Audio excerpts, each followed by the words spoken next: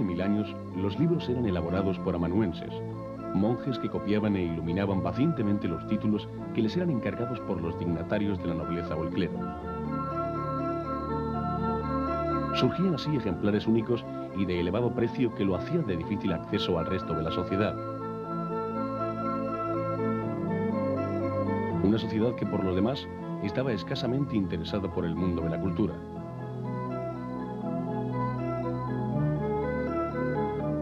A mediados del 400, esta situación empieza a cambiar y se produce un fenómeno que será causa y efecto de la aparición de la imprenta. Con el florecimiento de las universidades, la cultura se seculariza rápidamente y los copistas laicos que hasta ese momento colaboran con los monjes se instalan en talleres independientes y se organizan en gremios.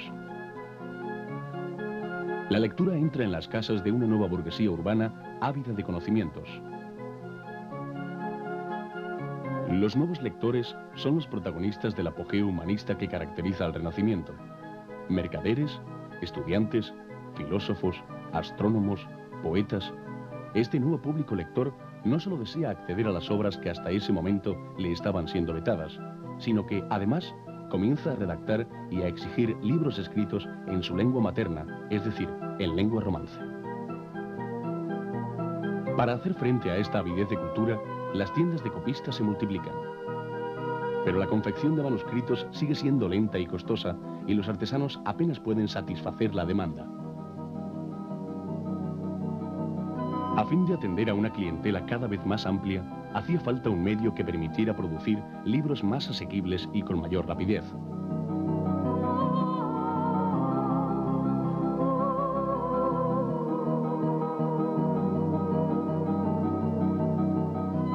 La invención que lo iba a hacer posible surgió en la ciudad alemana de Maguncia, junto al Rin, hacia 1440, de la mano del joyero y grabador metalógrafo Johannes Gempflis, más conocido como Gutenberg. A su ingenio se debe la creación de la tipografía, un procedimiento de imprenta con caracteres móviles que permitió acelerar de un modo inusitado la producción y difusión de todo tipo de libros. La doctora Eva Hanne Budbenz, directora del Museo de Gutenberg, nos explica la importancia que tuvo para el desarrollo de la cultura occidental la producción de libros en serie.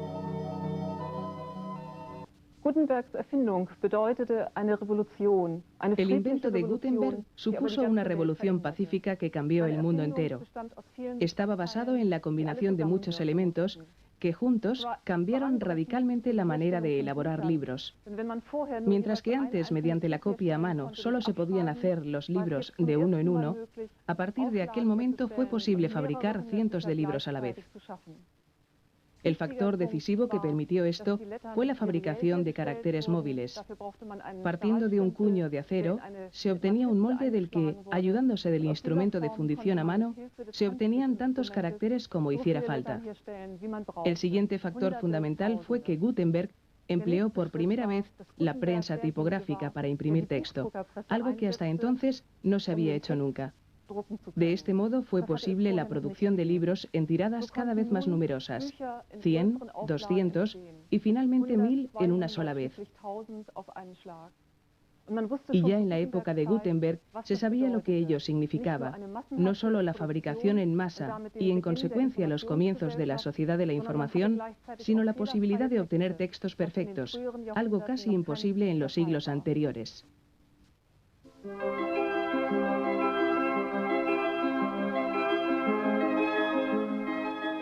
La originalidad de Gutenberg consistió en relacionar cierto número de invenciones más o menos conocidas hasta la fecha. Sirviéndose de las técnicas de la fundición aprendidas en su oficio de joyero y utilizando una aleación de estaño, plomo, antimonio y bismuto, fabricó caracteres precisos, de altura uniforme y duraderos, capaces de soportar un uso intensivo.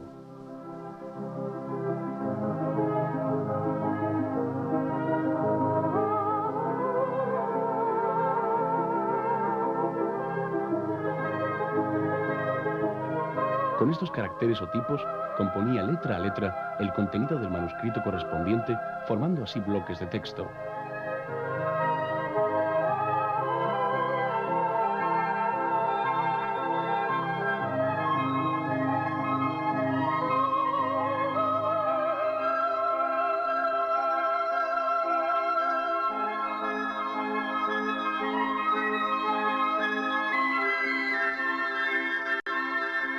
inspirándose seguramente en los sistemas de estampación ampliamente desarrollados en aquella época y en los métodos de extracción de mosto de los numerosos lagares renanos, utilizó la prensa de rosca para, después de entintar las cajas de texto, imprimirlas sobre papel. El papel, aun tratándose de un material conocido desde antiguo, apenas se había utilizado hasta entonces para la confección de manuscritos. Estos se hacían sobre pergamino que, al ser un soporte escasamente poroso y muy resistente, soportaba bien el lento y laborioso procedimiento manual. Sin embargo, Gutenberg necesitaba un material más absorbente y fácil de fabricar, y estas propiedades las encontró en el papel de fibra de lino. Concibió así un proceso de trabajo que permitía la confección mecánica de libros en serie, un método que con ligeras variaciones ha permanecido invariable desde 1450 hasta bien entrado el siglo XX. Con su invento, Gutenberg revolucionó el mundo de la cultura. La difusión de ideas entre los hombres aceleró el ritmo de la historia más que cualquier otro hecho conocido hasta el punto que los años posteriores a la creación de la imprenta se ha dado en llamarlos la era Gutenberg.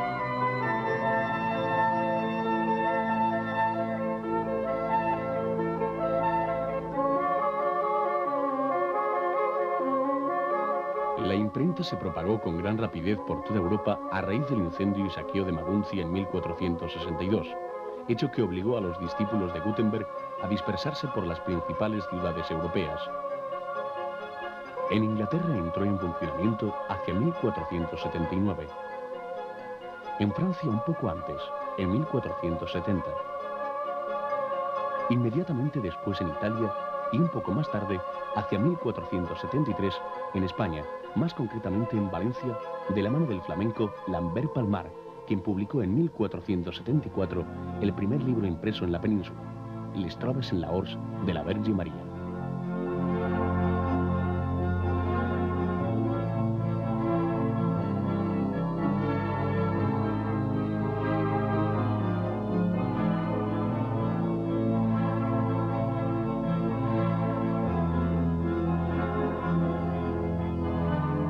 La imprenta se convierte desde principios del siglo XVI en una industria esencial, estrechamente vinculada no solo al mundo de la cultura, sino también al del comercio y la economía. Frecuentemente, los pioneros de la imprenta eran, además de tipógrafos, fundidores de tipos, libreros y editores. Surgen así las dinastías de impresores, hombres que tenían que conjugar las habilidades del empresario con las del artesano, acumuladores de un saber que iban transmitiendo de padres a hijos.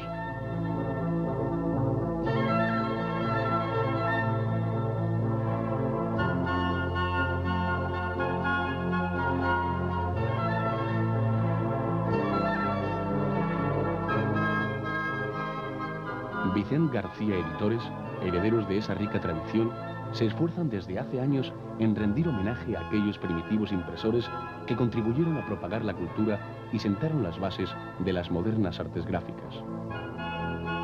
Y lo hacen manteniéndose fieles al noble espíritu artesano que inspiró el nacimiento del arte de imprimir, aplicando con paciencia y dedicación los mismos métodos que utilizaban los pioneros de la tipografía.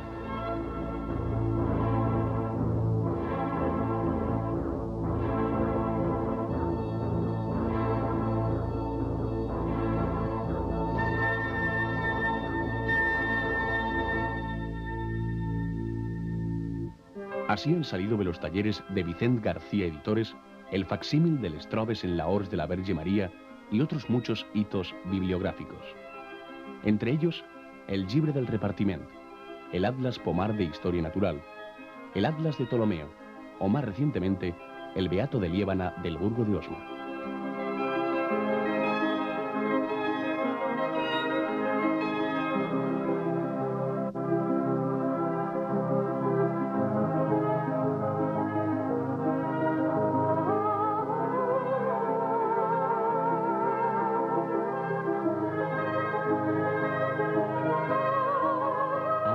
Enriqueciendo notablemente esta labor de recuperación y divulgación de las obras más bellas y esenciales de la historia de la escritura, Vicent García Editores vuelve sus ojos hacia los orígenes de la tipografía y realiza el facsímil de la Biblia latina que Gutenberg imprimiera hacia 1450.